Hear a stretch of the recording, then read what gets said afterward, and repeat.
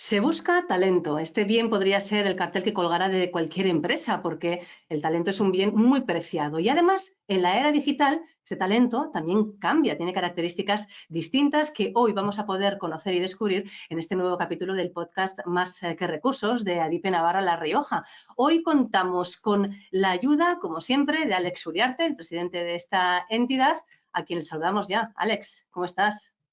Muy bien, buenas tardes, Cristina. Pues nada, muy contento. Empezamos el primer episodio del año y nada, muy contento además con el invitado que tenemos hoy, con Eduardo Lazcano, que me gustaría un poco contar también cómo lo conocí. En realidad era una formación en la cual yo estaba inscrito y el día que él exponía no pude estar.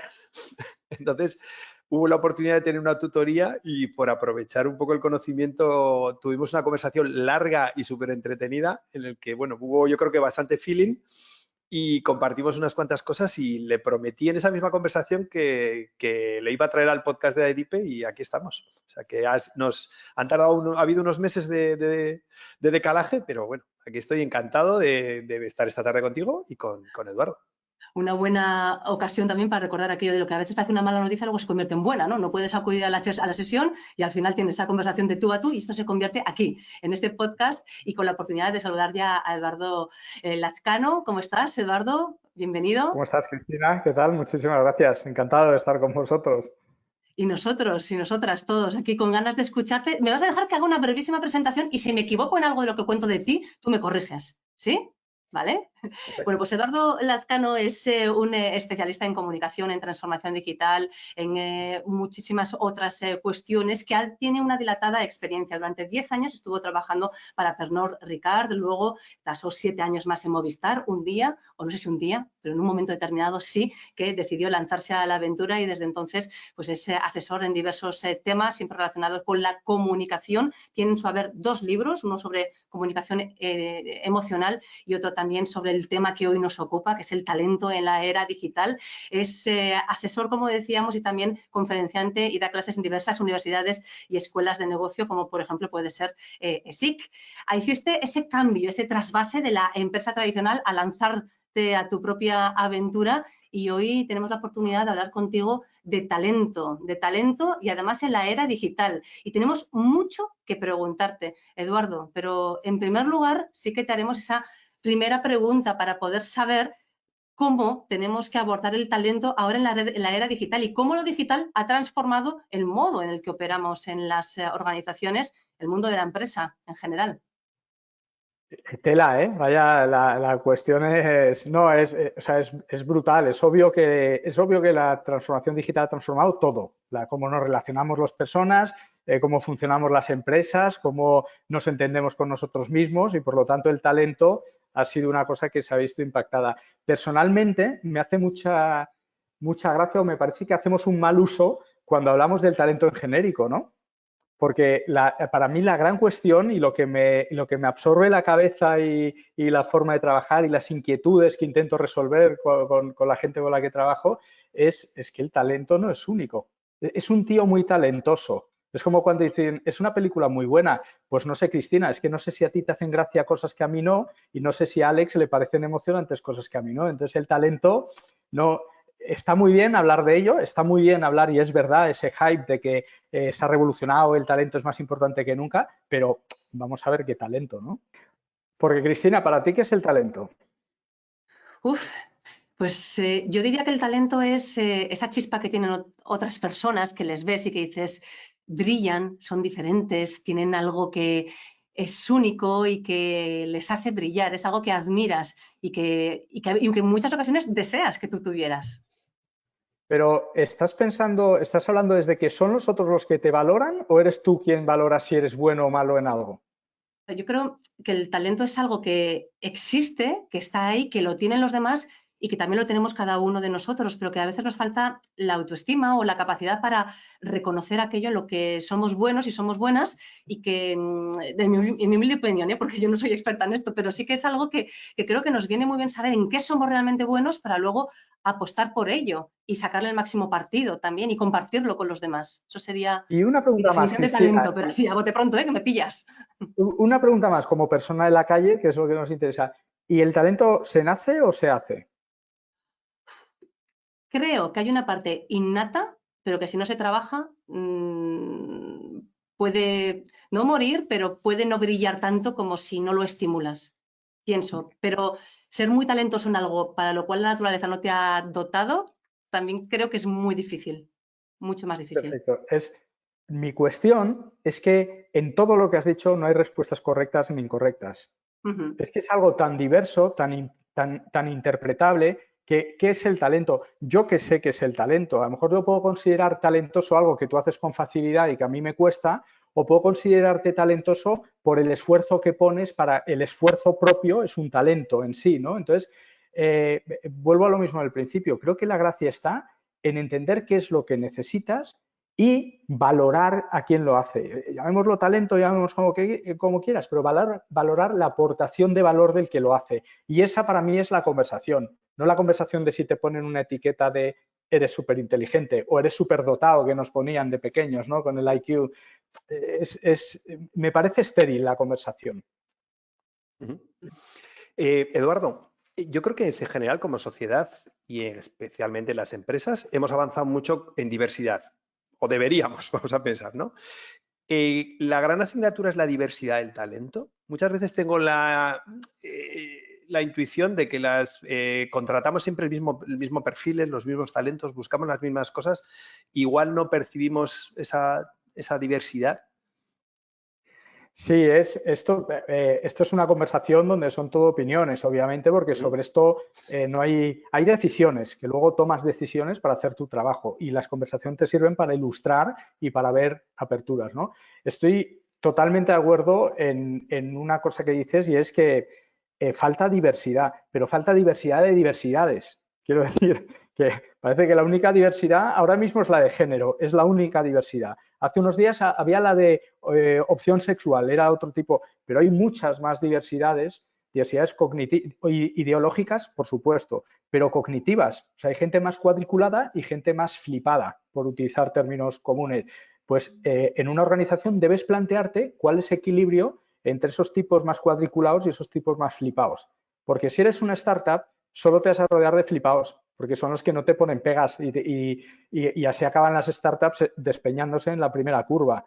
Las empresas demasiado tradicionales son demasiado cuadriculadas y les falta un poco de tal. Entonces, es esa decisión de voy a abrirme a la diversidad es probablemente la decisión más crítica de un gestor de personas de una compañía. ¿Hasta qué punto abro el scope, ¿no? Generacional. Es que, no sé, yo trabajo en marketing. De verdad, en marketing nos comemos a los mayores. No conoces a un tipo de más de 40 años en un departamento de marketing que no sea director de marketing. Nos deshacemos de ellos en el desagüe, los quemamos en barriles con ácido porque no existe el marketingiano de... Entonces, hay un problema están en las agencias y las consultoras que luego... Pero hay un problema de diversidades, que desde cuantos más focos ilumines la habitación, con más luz lo ves todo, ¿no? Claro, y ahora esa habitación ya no tiene paredes, sino que es digital, es virtual. O sea, cómo el ámbito digital está afectando precisamente a esto de lo que estamos hablando, al talento, a la diversidad, a los perfiles que necesitamos en nuestro proyecto. ¿Cómo nos ha cambiado? Sí, hay tantos virajes. Uno de los virajes es el del conocimiento, ¿no? Yo me acuerdo, de verdad que intento ser amable casi siempre, pero hay veces que te salen impertinencias. Y me acuerdo una vez que llega un tipo y me dice, mira, es que llevo 23 años haciéndolo. Y no, pues ya es 23 años haciéndolo mal. Porque en aquella época había una forma de hacerlo bien y una forma de hacerlo mal. Uno de los grandes virajes es que todo lo que hayamos aprendido, cuando has dicho es especialista, ¿especialista de qué? ¿Experto en qué? Si estoy averiguando nuevos nudos cada día. Entonces, ese es un gran viraje. El conocimiento estático es irrelevante, con lo cual por eso hay tanto primado de las soft skills y de pues, resolución de problemas complejos y este tipo de cosas que han cambiado realmente ese conocimiento monolítico, ¿no? Sabías cómo se hacían las cosas, las hacías. Pues ahora el talento ha virado más a la capacidad de reacción, de interpretación, de análisis. Un poco, ¿no? Lo que decía Alex, todo lo que las máquinas no puedan hacer, ¿no? Antes buscabas un ingeniero de caminos porque era lo que necesitabas, pero ahora ¿qué buscas? Que ya no te vale el título. Antes era más fácil, pedías títulos. El que lo tenía te valía. Ahora... Vamos a fantasear, ¿eh? No, obviamente todo esto que voy a decir es un disparate, pero para mí hay dos tipos de profesiones. Aquellas en las que si fallas muere alguien, para las cuales entiendo que hace falta una acreditación.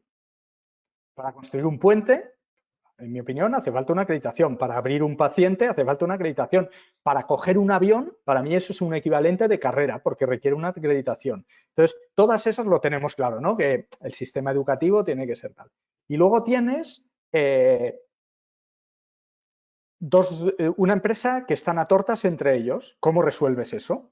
Un cliente que no te comprende, tú que no comprendes a un cliente, todo ese tipo de... Un negocio que aparece que tú no sabías ni que existía. Para todo eso, obviamente, se ha vuelto todo mucho más diverso. Entonces, en mi opinión, lo que falta en la descompensación es la biblioteca, ¿no? Tenemos mucha biblioteca, pero muy poca biblioteca. Vivimos pocas cosas, tenemos poca calle. Y por poner un ejemplo muy, muy tonto, cuando he trabajado 10 años en bebidas alcohólicas, tenía una televisión en el despacho y la tenía siempre puesta, con el programa de máxima audiencia en ese momento del día. No, obviamente que no fuesen series ni fuese concursos, sí me valía, ¿no? Mujeres y hombres y viceversa, teniéndolo cada día de 1 a 2, no sé a qué hora era, de 1 a 2 en la oficina todos los días mientras yo trabajaba, me ha ayudado a comprender muchísimo mejor al target de Valentine's, o por lo menos igual que todos los informes, estudios, reuniones que he tenido por otro lado. Entonces, para mí ese es el gran cambio. Hay unas cosas que hace falta una acreditación y una performance adecuada y hacer las cosas bien. Y luego hay otras cosas donde hay que mezclar, hay que meter un poco más de calle, un poco más de vida, de comprender a las personas, de entender mecánicas. Claro, pero ahí está, por ejemplo, Alex y sus compañeros y compañeras de profesión, que son los que tienen que reclutar, con lo fea que es esa palabra, y cómo miden esas características, cómo consiguen apreciar esas habilidades en los demás. Y perdona, Alex, me he adelantado, pero es que me conmueve cómo hacéis vosotros vuestra labor. Creo que por alusiones, Alex. Bueno, Eduardo sabe porque hemos compartido en eso. Yo creo que hoy en día hay muchas herramientas, pero yo creo que Eduardo lo puede explicar muy bien. Yo que pertenezco yo me autodenomino flipado. Lo que decía Eduardo, que tiene que haber un poco de diversidad, pues yo pertenezco a los flipados. No tengo ningún problema en reconocerlo. Compartimos un poco eso, pero ¿cómo nos puede ayudar el mundo digital, ¿no? ¿Qué cosas tenemos en inteligencia artificial, en detección de talento, para ver un poco esa diversidad o poder trabajar un poco más esa parte que decía soft, etcétera? Molaría crear un proceso ahora. Si tuviésemos una pizarra, diríamos un proceso. El primero, introspección, ¿no? De saber lo que necesito. ¿Cuánta gente hay invirtiendo en Big Data cuando lo que necesita es un CRM de andar por casa? ¿Cuánta gente hay metiendo a visionarios cuando lo que necesitas es un poco de sensibilidad más humana para llevar una estructura muy paternalizada hacia adelante? Entonces, lo primero es la introspección. Lo segundo que te da la tecnología es el ancho de banda. Ahora tienes acceso a cualquiera. Antes era más limitado, ahora mismo tú puedes ponerte en contacto con cualquier persona del mundo y saber relativamente bastante de cualquier persona del mundo solo con las herramientas que hay digitales. Luego hay el filtrado. El filtrado, y esto depende de si eres más tecnócrata o eres más humanista, ¿no? O sea, ojalá el filtrado llegase a tener la potencia o la complejidad que tiene el ser humano. El ser humano es mucho más complejo, en mi opinión. Entonces, el filtrado sí que te da un primer rango. Hablamos mucho de los perfiles conductuales, ¿no? Del DISC, si es rojo, amarillo, verde, o de 16 personalities o cualquier cosa de estas. Y sí que te ayuda a comprender más o menos grandes rasgos de determinadas personas si están polarizadas. Si la persona está más equilibrada, hay que buscar más. Pero sí que creo que sí que sirven de filtro. Creo que sí que están bien. Y luego llega el contacto personal, ¿no? El ver un poco, validar como esto. Y finalmente, al final del todo, había un libro que decía una frase, decía José María Aznar, es irrelevante quién la dijo, ¿no? Pero decía, los ministros son como melones. Tú los tocas, los golpeas, los agitas, dices este es el bueno, pero hasta que lo abres no sabes si está rico o no. Y eso creo que con los recursos humanos se multiplica por 100. Tú has contratado al tío más adecuado, lo has entendido tal, incluso lo has conocido durante años tal, pero hasta que no está en ese puesto, en ese reto, en ese momento, tú no sabes si va a ser bueno o no. Entonces, la tecnología que te ayuda en la fase de acceso y filtrado, obviamente. Y luego en las otras es más complementario que otra cosa, pero en esas dos es obvio que sí. Y en retención de talento, que es una palabra también feucha, ¿no? Una expresión o fidelización o como queremos llamar, ¿hay algo que nos esté aportando la tecnología o el mundo digital diferente a lo que tradicionalmente hemos hecho? Como siempre, opinativo. Por supuesto, primero, si no te importa, me voy a salir de tu conversación. A mí la retención de talento no me parece un objetivo. De hecho, no me parece ni buena la retención de talento. Me parece mejor la rotación y me parece que es humano, todos tenemos ciclos, no sé cuál es el vuestro, el mío está demostrado que son entre 7 y 10 años y ya esté en el mejor sitio del mundo que a los 7 y 10 años me voy a querer mover. Aunque soy delantero centro del Real Madrid, pues me da igual, me iré de ahí porque es lo que te pide. Entonces, la retención no me parece bien. Lo que sí que creo que es necesario es medir la performance y la implicación, las dos cosas. Y para eso sí que hay herramientas digitales. Me encantaría encontrar una analítica, un KPI que mida la humildad, por ejemplo. Me encantaría un KPI que mida la frustración. Me encantaría. Y creo, y no soy muy digital advocate, etcétera, pero creo que sí que va a haber formas de que nos lo den las herramientas digitales. Os puedo poner un ejemplo muy sencillo, analógico. Es una historieta, es de... ahí. Pat Riley era el entrenador de Los Ángeles Lakers en la época de Kareem Abdul-Jabbar, de Magic Johnson, eran el mejor equipo de los Lakers de toda la vida. Entonces él quería un equipo intenso. Dice, yo quiero un equipo fundamentalmente intenso. Y entonces sabéis que los americanos miden todo. Y él cogió, analógico, imaginaos ahora con digital, él cogió las estadísticas y lo primero que hizo fue reordenarlas. Dijo, la primera estadística hay porcentaje tiro de 1, porcentaje tiro de 2, de 3. Dijo, la primera va a ser rebote ofensivo, porque el rebote ofensivo es el mayor indicador de la intensidad del equipo. Y yo no quiero un equipo preciso. Luego, la estadística más importante es el rebote ofensivo. Y la reordenó de tal forma que primaban la intensidad. A continuación, dijo, voy a coger algunas estadísticas que están puntuadas negativamente, como por ejemplo las faltas técnicas, que son como la tarjeta roja, ¿no?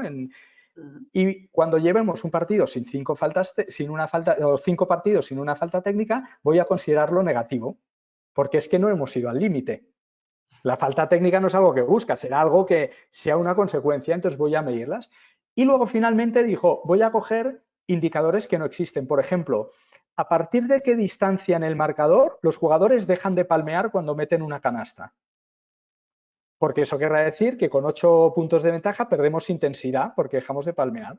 ¿Cuántas veces se tiran al suelo por un balón? ¿Cuántas? Y metió nuevas estadísticas. Fijaos que creo que he respondido a la pregunta perfectamente con algo de, ¿cuándo es? De 1980, 82 debe ser aquel equipo. Entonces, imaginaos lo digital, lo que nos puede permitir. Si hiciésemos ese uso, un uso más racional, en lugar de analizar los datos que nos dan en términos de recursos humanos, si fuésemos capaces de ir a buscar los datos que queremos, creo que lo digital nos da herramientas, pero vamos, seguro. Herramientas sin duda para obtener datos, para analizarlos, para sacar nuestras propias conclusiones, pero me vas a permitir que regrese a ese otro concepto que mencionabas antes, Eduardo, que era el de que no te gustaba lo de retener, lo de quedarte para ti, el talento, pero claro, eso es un cambio de mentalidad respecto a lo que venimos. Y es decir, que tú contratabas a alguien, le formabas, pero le decías, te doy esta formación para que tú te quedes conmigo. Y se consideraba una traición que alguien se fuera de la empresa. Debemos cambiar completamente. ¿Qué es lo que quieren ahora las nuevas generaciones y qué deben saber los responsables de desarrollo de personas? Hay una cosa, Cristina, lo primero, y es esto que estoy diciendo, no sé si debemos o no debemos. O sea, el primer consejo a una persona de desarrollo de personas o cualquier otra función es cualquier cosa y la contraria pueden irte bien. ¿Vale? Ese para mí es la primera, porque a mí lo del liderazgo parece que solo hay una forma de liderar. Es que el liderazgo autoritario hay compañías donde es lo mejor. Punto final. Entonces, ya está, no sé si son antiguas o no, pero sé que cualquier cosa, entonces no sé lo que hay que hacer. Lo que sí es probablemente sí que hay un viraje en ese sentido, ¿no? Un cambio de mentalidades. La de la rotación es obvio.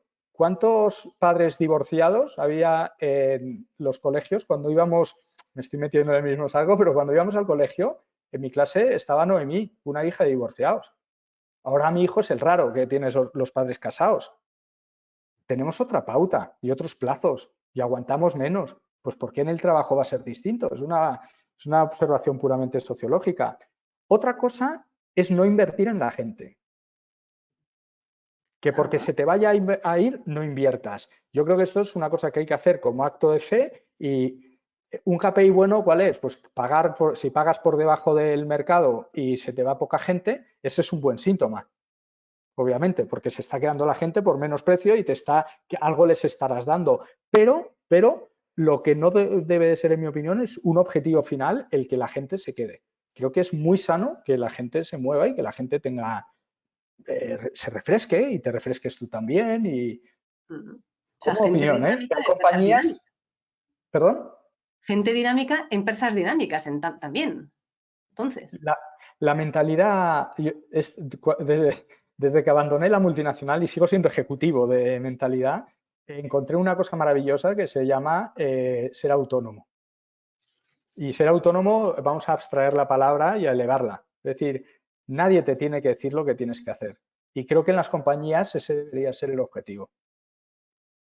Sí, bueno, yo creo que hay cierta tendencia, ¿no? A intraliderazgo o intraemprendimiento, todo ese tipo de palabras que que somos muy de la función de inventarnos, ¿no? Siempre de ponerle etiquetas, pero yo creo que es un poco ese el concepto, ¿no? Oye, Eduardo, a mí hay una frase que me gusta mucho, que siempre comentas, quien comprende a las personas comprende el mundo, ¿vale? A las personas que no han tenido la oportunidad de leerte o de escucharte en otras oportunidades, ¿qué quieres decirles con eso? Es tendencioso, es sesgado, porque es una cosa, bueno, tú lo sabes, a mí no me gusta la música, no tengo Spotify, nunca escucho música porque no me produce efecto, ¿no? Hay gente que se llama anedonia musical, no pasa nada, pero sí hay una cosa que me atrae mucho son las personas, ¿no? He trabajado muchos años en música y me ponía en los conciertos en la cabina de sonido mirando a la gente y me pasaba el concierto observando y esa obsesión es por lo que hago este comentario y ahora si Cristina me dice, ¿qué deberíamos hacer? Yo diría, pero debemos a la gente que os gusten las personas, a los que no hace falta. Pero sí es verdad que hay una persona detrás de todo, salvo en conceptualización matemática abstracta, hasta ese matemático necesita renovar una beca y esa beca se la da una persona. Entonces, creo que el trabajar en comprender a las personas, aparte de que vendría mejor a la sociedad por hacer el ejercicio, creo que hace un mejor trabajo, tanto de vosotros gestores de personas como yo resolviendo problemas. Por ejemplo, os pongo ejemplo sencillo.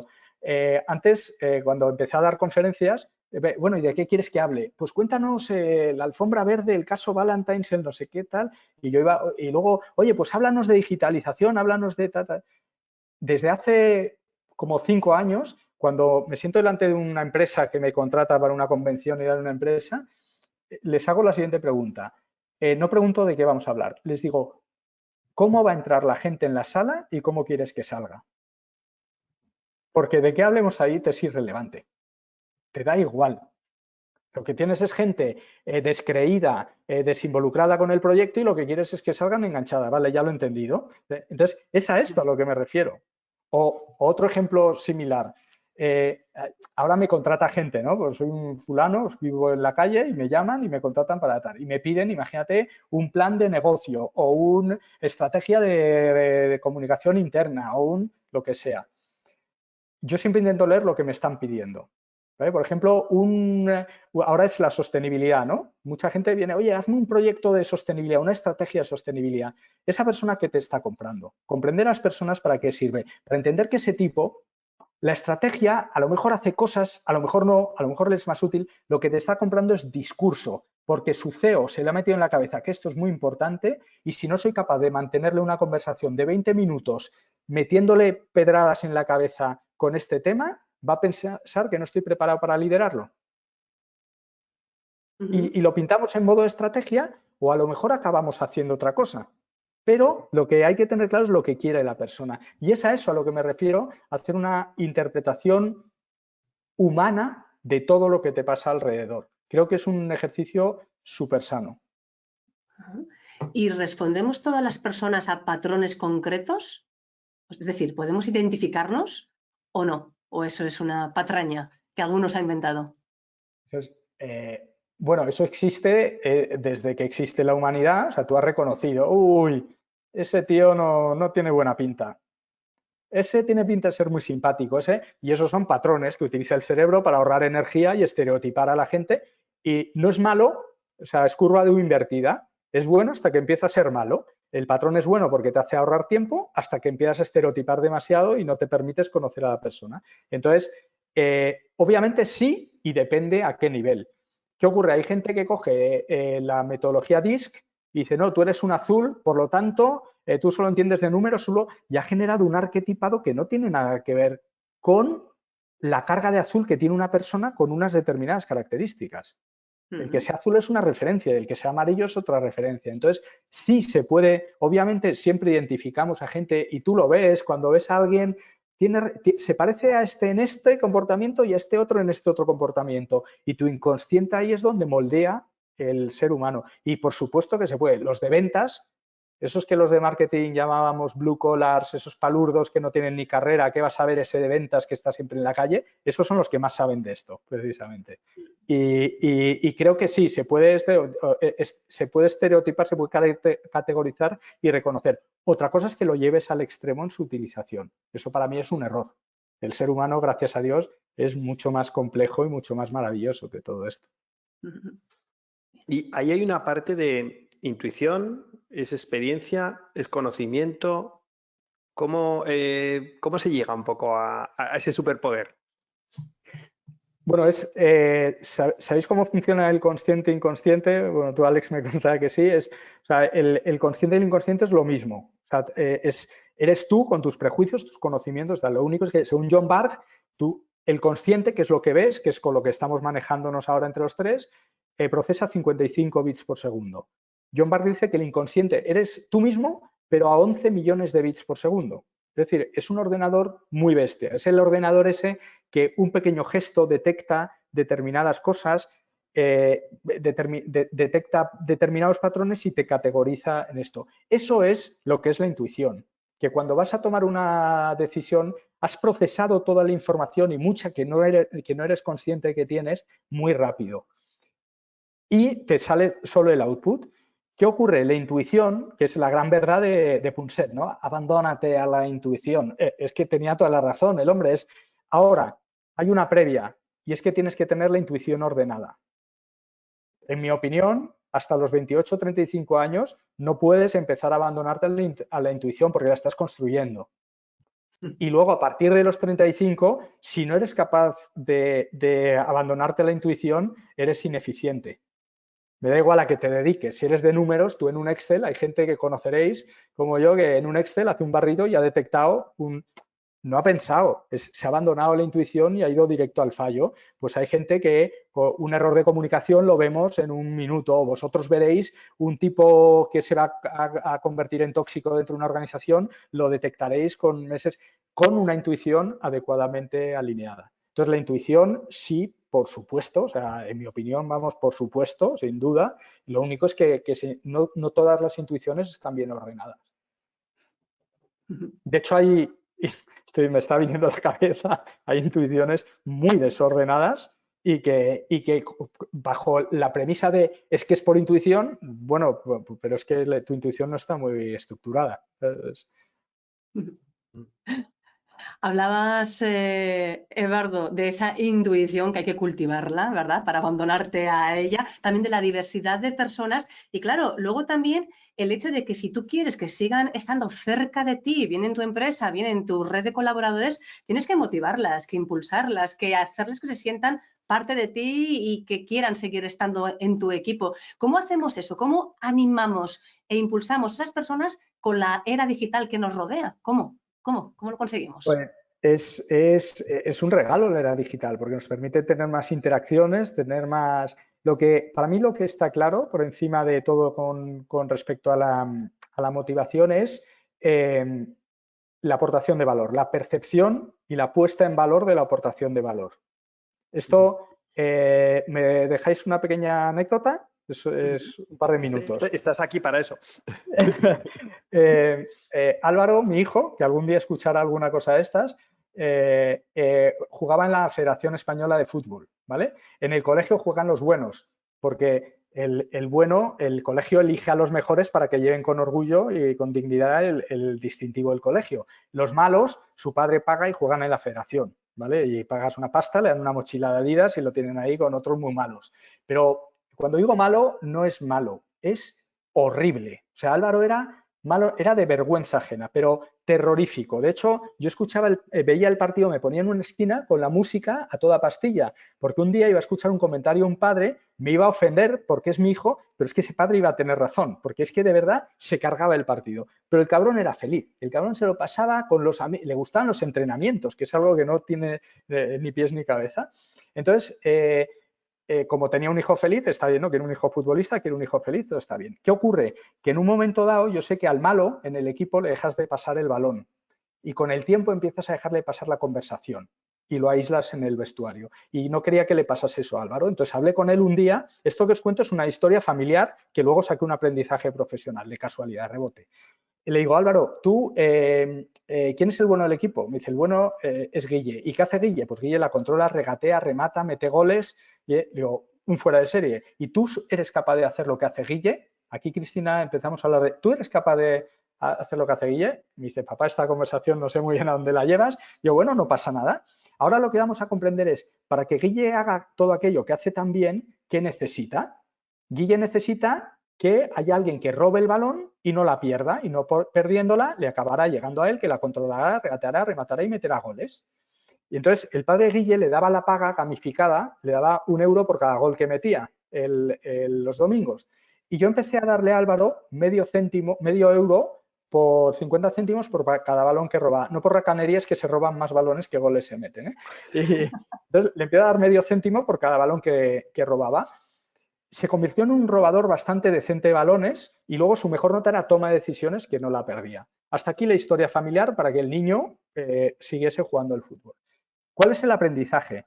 Mi sorpresa fue que de repente empecé a ver a Álvaro desempeñar una tarea nominalmente poco digna con todo el orgullo del mundo. Y fue cuando comprendió su contribución a la mecánica holística de la organización. Cuando vi a Álvaro el orgullo de ser un buen robador de balones, jamás dejé de crear un equipo de trabajo sin explicar a cada uno cuál es su contribución a la mecánica de la organización del equipo. Porque no hay nada que motive más que el sentirte útil. Luego el resto son accesorios. Y cuando digo esto, lo digo a todos los niveles. Hay un entrenador de baloncesto también de UCLA, de la universitario, el mejor de la historia, John Wooden, y él dice, el tío es un viejecito maestro, y dice, a mí me llegan los jugadores, los chavales, y son tarros de nata o tarros de mierda. Y mi trabajo es quitar mierda y poner nata, o quitar nata y poner mierda. Es que hay gente que le viene muy bien que le explique su contribución a la mecánica holística para que vean que no es tanta. Por ejemplo, a los de digital. Entonces, esa es, respondiendo a la motivación, para mí la clave es sentirse útiles. Y luego tienes una serie de complementos, que es escucharte, que está no sé qué, pero eso lo meto dentro del clima. La primera, sentirte útil. Bueno. Fantásticas las anécdotas. Eduardo, solamente déjame que matice y que te pinche un poquito más en tu respuesta, porque tu respuesta es muy válida tanto en el plano personal como en el profesional. Pero en lo digital, ¿cómo encajamos todo esto? O sea, ¿cómo sacamos el máximo potencial a lo digital para poder impulsar esa motivación de que cada cual se sienta digno y orgulloso de hacer lo que hace. Sí, para mí dos vías. La primera, la medición, volvemos siempre. O sea, el entender la mecánica, la contribución, hoy en día podemos medirlo todo. Entonces, esta es una gran clave. Y luego la automatización. Sentirte útil, hay experimentos, los conoceréis, ¿no? En psicología conductual, que te cogen, te hacen hacer un Lego, te lo dan y te lo desmontan delante tuyo y miden la frustración que te genera el ver la poca utilidad de las cosas, ¿no? Entonces, la automatización, el saber que haces algo y que cuanto más automatices al tipo y digas, oye, esto vamos a esforzarnos en automatizarlo porque te necesito haciendo esto que contribuyes más y aportas más valor, creo que esas dos vías, automatización y medición, son la gran aportación de todo lo digital, tecnológico, llamémoslo a todos los niveles. ¿Y cómo estamos en ese sentido? Tú que te toca ver muchas empresas que bueno, pues tienes un ecosistema muy amplio y tal, ¿cuánto nos queda? ¿O qué nota nos pones?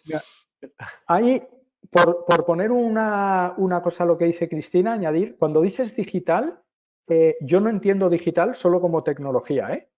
Entiendo digital también como mentalidad. Como Por mindset, eso ¿no?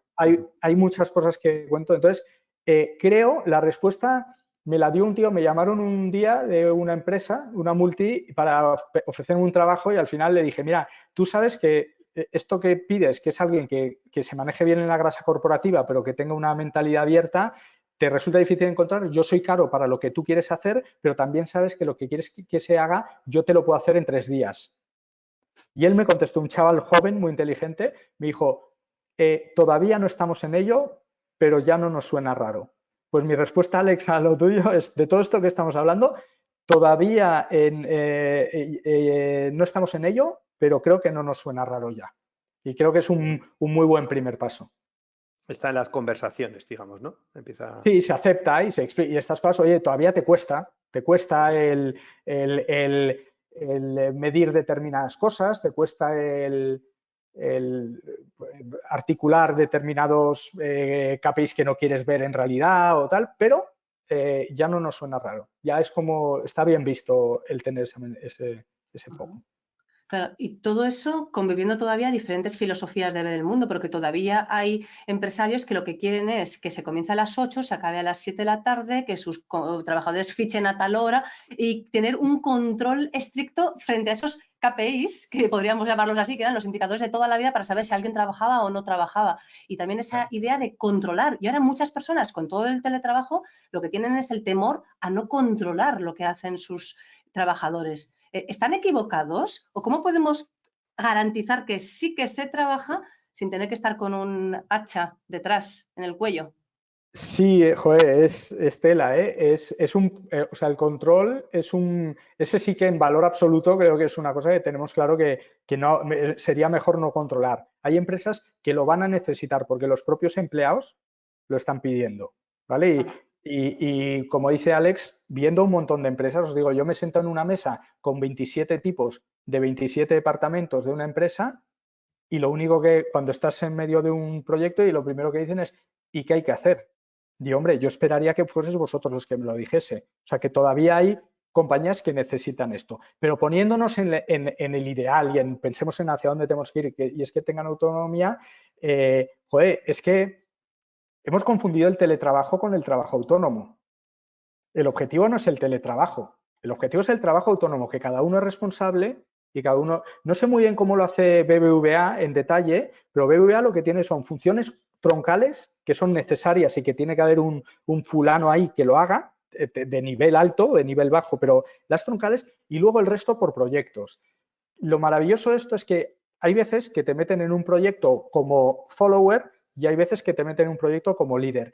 Y esto genera un gran respeto por el líder cuando eres follower, porque sabes lo jodido que es que no te hagan ni puto caso, que no... Y entonces, eso creo que está muy bien. Creo que es un buen cambio de mentalidad. Y este tipo de cosas creo que es hacia donde irá, ¿no? No sé si es falta de control, pero es que haya más autonomía, ¿no? Y que te pidan tu trabajo, ¿sabes? Que se encarguen tareas. A mí me encanta que me encarguen recaos. Oye, ¿quieres un proyecto? No, yo quiero un recao. Un proyecto es demasiado amplio. A mí dame un recao. ¿Qué queremos tener dentro de una semana? Y yo me busco la vida. Y creo que es una buena dinámica, bueno, es hacia donde va la dinámica de trabajo tirada por lo digital, por las industrias digitales y por determinadas empresas, pero creo que todas irán moviéndose de alguna forma u otra hacia allá. Claro, Eduardo, pero has mencionado lo ideal, y a veces la realidad es otra. Entonces, te encuentras con un equipo que lo de la responsabilidad o la autonomía no lo entiende tal. ¿Cómo haces en este momento para conseguir que se haga lo que se tiene que hacer? Pues mira, caricaturizo, Cristina, y no tomemos nada al pie de la letra, pero por dar titulares, si a mí me haces esta pregunta, te digo, pues no le apliques lo ideal a esa empresa. Es que lo ideal es, sabéis que los superdotados son infelices, porque hay demasiado alejamiento entre cómo deberían ser las cosas y cómo son. Pues aquí igual, oye, es que no tienes por qué tener una gestión ideal. La mejor es la más adecuada a las circunstancias. Y tú irás tomando decisiones, irás transitando, pero no te fijes en ideales. Es que yo gano mucho dinero vendiendo ideales, ¿eh? Pero no me hagas caso. Claro que me conviene decir cómo deberían ser, pero es que primero ni lo sé yo. Y segundo, lo que creo más en el acompañamiento, vamos a comprender esta empresa. ¿Cómo la tienes? ¿Partida en dos? Es decir, ¿tienes unos que retienen y que están agarrados y otros que van demasiado rápido? ¿O es más homogénea a este nivel o a este otro nivel? Vamos a detectar cuáles son los conectores. Yo tenía una persona que había trabajado, tenía más años que el logotipo, había estado en la empresa, había estado en todos los departamentos y cada vez que había una bronca con logística, con ventas, bueno, es que ella suavizaba. Esa persona era muy importante para la dinámica del departamento, ¿no? Y entonces, es decir, la ideal, si quieres llevarlo a ese extremo, la ideal es la que sea más adecuada para tu fisionomía. Y repito que hay empresas muy paternalistas donde el control, aunque se queje la gente, en realidad es lo que le va bien, donde se sienten cómodos, por decirlo de otra forma, y lo que tienes que hacer es, por supuesto, intentar moverlo, porque se supone que esa gente va a aportar menos, pero partiendo de esa premisa. Pues ejerce de líder, empuja, di que hay que hacer y tira de la gente desde ahí. Pero no intentes, no voy a presionar a los chavales porque además se me van. No, hombre, no. Es que es complicado, ¿eh? Sí. Pero no hay ideales, ¿qué ideales? ¿Qué ideales? Eduardo, aprovechando un poco esta visión que tienes global también, ¿no? ¿Qué talento estamos buscando? ¿Qué es lo que, o cualidades, competencias, qué ruido hay o qué es lo que está siendo difícil encontrar en la gente? Para mí, 4 grupos. Si hacemos 2 ejes, ponemos arriba intuitivo, abajo racional. Ponemos aquí explotador, no con connotación negativa, sino de la explotación del día a día, y aquí explorador. Explorador, explotador, intuitivo, racional. Tendríamos un saco que es racional explotador, que son los gestores. Las grandes estructuras están aligerando de sectores porque sobran mandos intermedios, sobran capas de gestión. Con lo cual, tienes que ser muy buen gestor para sobrevivir, pero los buenos gestores son muy valorados. Si nos vamos a la parte de arriba, que es explotador, digamos que corto plazo, intuitivo, son comerciales de calle, gente que tenga calle, gente que conozca la industria, que conozca los agentes que intervienen en esa industria, que conozca casuística, que viva un poco con esa mochila intuitiva y ordene. Ese son otro tipo de talentos. Otro tipo de talentos son los intuitivos exploradores. Son, pues eso, los más creativo, más disruptivo, más diferentes enfoques, etcétera. Y luego tienes los que exploran racionalmente, que son los del método. Y estos tienen muchísimo valor hoy en día, ¿no? La gente que es capaz de hacer procesos de innovación. Esas dos palabras, procesos de innovación juntos. Entonces, para mí, todos los talentos que un poco también en el estudio que hice con el libro pude ordenar, los unía en esos 4 bloques. Digamos, gestores, calle, creativos o disruptivos, y luego innovadores con método, ¿no? Business developers, o llámalo como tema todavía. Y luego ahí metes talentos como pues, la eficiencia, la capacidad analítica, el trabajo en equipo, la visión estratégica, pero son talentos específicos que están dentro de este mapa. ¿Y todos esos talentos crees que debemos incorporarlos a la organización o renunciar a la propiedad y rodearte de colaboradores en cada proyecto? Es decir, perder un poco ese sentido de tiene que ser mío y irte más por el alquiler, haciendo el símil con la construcción? Ostras, estáis muy bien en las preguntas. Dicen que ya está bien. O sea, me dice vosotros como sector que ya estáis bien si tenéis esas preguntas, porque lo que no tienen son las respuestas, ¿no? La respuesta cada una tal, pero es una gran pregunta. Tú tienes que tomar una decisión en tu organización.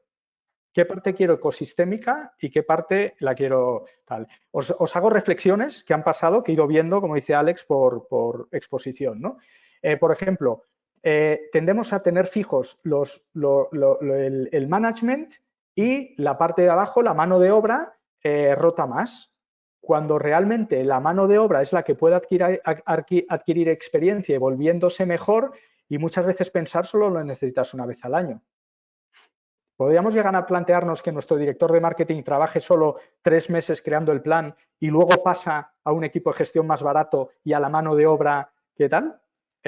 Pues ahí, por ejemplo, fíjate que hay cosas para las cuales yo no me adquiriría nunca el trabajo que hago, porque es que pensar, no tienes que estar pensando todo el rato. Entonces, la parte, todo lo que sea inspiracional, todo lo que sea creatividad, tal, también, en mi opinión, debería atender a lo ecosistémico y a la rotación y a cambiar y a probar cosas nuevas y a variar. La parte de personas, lo que os afecta a vosotros, creo que está bien tener un mix, tener gente de dentro, insiders, que conozcan bien la fisionomía, que conozcan bien el metabolismo, pero con la ventana muy abierta. Ese es un gran problema. Os veo poco. Yo voy a muchas conferencias de todo tipo y os veo poco. O sea, no me encuentro a mucha gente de personas. Ahí me parece que la mitad de vuestro tiempo debería ser estar en la calle. Entonces, ya digo, es un mix donde hay determinados puntos en que sí es ecosistémico y en otros, obviamente, cuando utilizas mucho un puesto, pues la propiedad está bien tenerla, ¿no? Por cierto, problemas de la propiedad. Lo primero, aunque tú me utilices mucho, si lo que yo hago requiere inspiración, mejor no tenerme en propiedad para poder cambiarme cuando lo necesites. Segundo, y me pasa a mí, me pasa a mí que me considero el tipo más independiente del mundo, en el momento en que tengo un jefe que me paga una nómina, me vuelvo servil. Empiezo a hablar con mis amigos, digo, mi jefe, y de repente me estoy refiriendo a este tío como mi jefe. Me gustaría que fuese mi cliente. En el momento en que es mi jefe, me vuelvo servil. Y en el momento hubo y al revés igual, cuando tú a un tipo de fuera lo adquieres, tienes sensación de propiedad sobre él, le pierdes el respeto. Entonces, a mí me gusta jugar independiente por eso, porque la propiedad es muy... No es por mala intención, es una consecuencia del día a día, ¿no? Pero es tramposa. Sin embargo, no acaba de cuajar el interim o el concepto. A mí me creo mucho en lo que dices, ¿no? Pero nos falta cultura, ¿no? No lo acabas de ver en muchas organizaciones, incluso el compartir una figura en distintas organizaciones, ¿no? Sí, no estamos en ello, pero ya no nos suena raro. Efectivamente no estamos en ello, pero bueno, pero ya hay cosas, ¿eh? Ya hay cosas y ya hay gente que comparte talento. Hay proyectos, conocí un proyecto el otro día súper chulo, estaban BMW, IKEA, no sé quién y no sé quién, y están compartiendo una misma fuente entonces, sé que es más difícil, Alex, que tienes menos paciencia, pero porque quieres tener un resultado más inmediato, pero desde fuera creo que vamos, no hemos llegado, no estamos en ello, pero no suena raro. Se ve, pero se ve poco, se ve a veces como transición, sobre todo especialmente en nuestra profesión, ¿no?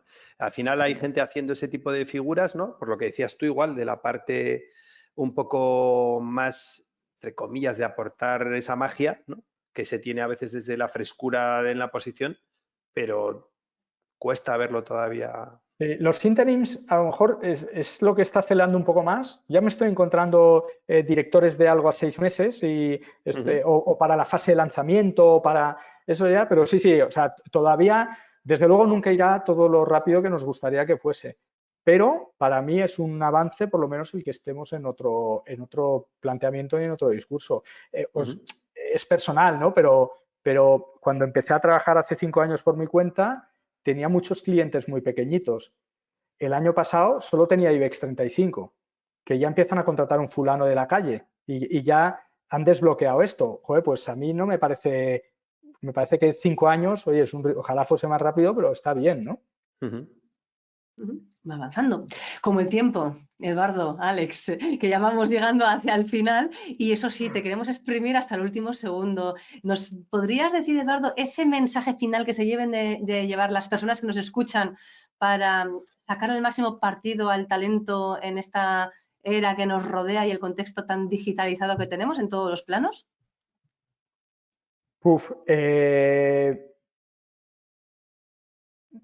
Dos cosas. Por un lado, las personas, el comprender la herramienta, si el destornillador es de punta redonda o de punta plana. Y tendrás que entender, me lo dijo el director de recursos humanos en Pernod, que era un fuera de serie, cuando hablábamos de mí, porque yo era un dolor de cabeza dentro de la organización, y me decía, tío, es que te voy a explicar, tú eres un destornillador eléctrico, pero te utilizamos sin enchufar. Y digo, ya, pero es que no hay toma de corriente, entonces yo no culpo a la compañía de hecho soy yo el que debería adaptarme a poder atornillar. Entonces, esa comprensión creo que es una cosa muy importante. Y luego, entender en términos de valor, entender el mundo empresarial en términos de aportación de valor. Porque al final parece que la organización es más importante o el clima es lo más importante, la aportación de valor es lo que alinea a todo el mundo. Entonces, comprender bien, qué es lo que estás buscando, qué pretendes, ¿no? Y con esto se te ordenará todo detrás, ¿no? ¿Te vale, Alex? Me vale. A mí lo que cuenta Eduardo siempre me vale. La verdad que ha sido un placer. O sea que Joder, ya sabes que soy muy fan. O sea que... Estas conversaciones tiene que haber muchas, hay que tener muchas porque tenemos que pensar sobre todas estas cosas y luego tomar decisiones, porque todo esto que hemos hablado, cada uno hagamos nuestra composición, porque la decisión buena será la que tomemos con convicción, no la que está acertada de antemano. Entonces, os agradezco muchísimo porque estas conversaciones además te despiertan pedradas, ¿eh? Me cago en el proceso de antes y igual le hago una pintadita. Pues no solamente has despertado pedradas, Eduardo, sino que a mí me has permitido entrevistar a un destornillador eléctrico que no lo había hecho en mi vida y me ha movido mucho dentro, ¿eh? Así que nada, te agradezco el revuelo que nos has dejado interior y lo que se traducirá en realidades. Muchísimas gracias, Eduardo, te deseamos lo que has de conseguir. 1000 éxitos y 1000 oportunidades más de seguir compartiendo conocimiento. Gracias. Muchísimas gracias a vosotros, Cristina. Alex. Gracias, Eduardo. Gracias, Cristina.